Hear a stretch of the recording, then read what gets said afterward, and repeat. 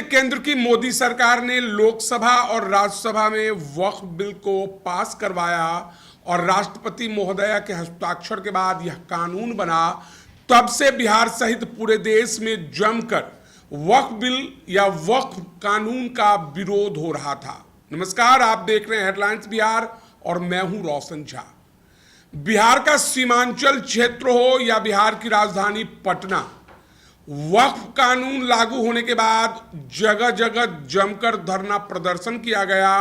मुसलमान समाज के लोग सड़कों पर उतरे और जमकर केंद्र की मोदी सरकार और नीतीश सरकार के खिलाफ नारेबाजी की। मुसलमान समाज के लोगों ने तो इतना तक कह दिया कि उनकी जो वक्फ संपत्ति है उस पर मोदी सरकार जबरदस्ती कब्जा करना चाहती है। यही कारण है कि कानून लागू होने के बाद मामला सुप्रीम कोर्ट में पहुंचा और लगातार सुनवाई होने के बाद फाइनली सुप्रीम कोर्ट ने इस बिल को रद्द करने से इनकार कर दिया, लेकिन कुछ मुद्दों पर स्टे लगा दिया।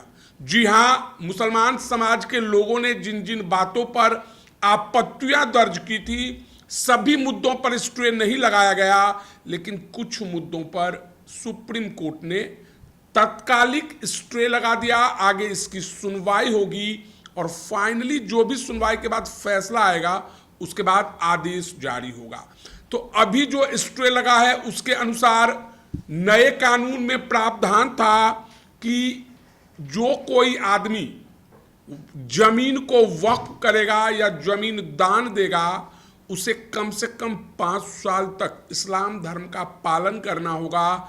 लेकिन सुप्रीम कोर्ट ने इस मामले पर रोक लगाते हुए साफ कर दिया कि हम ऐसा नहीं कर सकते और तब तक नहीं कर सकते जब तक राज्य सरकार यह फैसला ना कर ले कि वे किस आधार पर डिसाइड करेंगे कि कौन हिंदू है और कौन मुसलमान है। दूसरा मुद्दा है कि कलेक्टर को संपत्ति पर विवाद करने के बाद फाइनली फैसला लेने का अधिकार है। तो सुप्रीम कोर्ट का कहना है कि कलेक्टर किसी भी विवाद पर फाइनली फैसला नहीं दे सकते हैं, कोर्ट के फैसले का इंतजार करना होगा और तब तक दस्तावेज में भी सुधार नहीं किया जा सकता। तीसरा मुद्दा है वक्फ को संपत्ति से बेदखल ना किया जाए। तो सुप्रीम कोर्ट ने साफ कर दिया कि अगर किसी जमीन पर विवाद होता है और जब तक कोर्ट के द्वारा, ट्रिब्यूनल के द्वारा फाइनली फैसला नहीं आता, तो जो वक्फ बाय यूजर है, जिसका उस पर अधिकार है, आप उसे अधिकार से वंचित नहीं रख सकते हैं।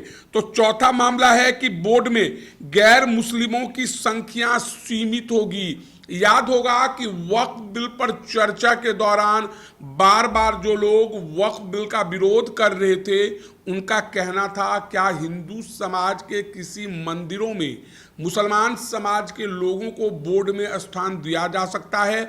वही केंद्र की मोदी सरकार का कहना था कि जो बोर्ड मेंबर होते हैं उनका काम प्रशासनिक होता है, इसीलिए धर्म को देखकर मेंबर का सिलेक्शन हम नहीं कर सकते। तो अब कोर्ट ने कहा है कि केंद्रीय वक्फ परिषद में 22 में से अधिकतम 4 और राज्य वक्फ बोर्ड में 11 में से अधिकतम 3 गैर मुस्लिम सदस्य हो सकते हैं। अगला मुद्दा है जहां तक संभव हो मुस्लिम ही सीईओ हो। बोर्ड का गठन होगा तो कोई सीईओ भी बनेगा। हालांकि सुप्रीम कोर्ट ने यह नहीं कहा है कि आप गैर मुस्लिम को सीईओ नहीं बना सकते हैं, लेकिन कोर्ट ने सुनवाई के दौरान कहा कि अगर संभव हो तो गैर मुस्लिम सदस्य यानी हिंदू सदस्य, बौद्ध सदस्य या सिख धर्म सहित जो कोई मुस्लिम धर्म के बाहर का है उसे सीईओ ना बनाया जाए। तो अगला मुद्दा है वक्फ संपत्तियों का पंजीकरण अनिवार्य है। सुप्रीम कोर्ट ने इस मामले पर कुछ भी कहने से साफ इनकार करते हुए कहा कि 1995 में जो कानून बना था वक्फ वाला, उसमें भी रजिस्ट्रेशन का प्रावधान है, इसीलिए हम इस पर तत्कालिक कुछ बड़ा बदलाव नहीं कर रहे हैं। तो कुल मिलाकर जो कल सुनवाई हुई उसके अनुसार वक्फ कानून को लेकर सुप्रीम कोर्ट ने कई बड़े आपत्तियों पर स्टे लगा दिया। अब देखना दिलचस्प होगा कि इस सुनवाई के बाद या अगली सुनवाई के बाद सुप्रीम कोर्ट के द्वारा क्या कुछ फैसला सुनाया जाता है।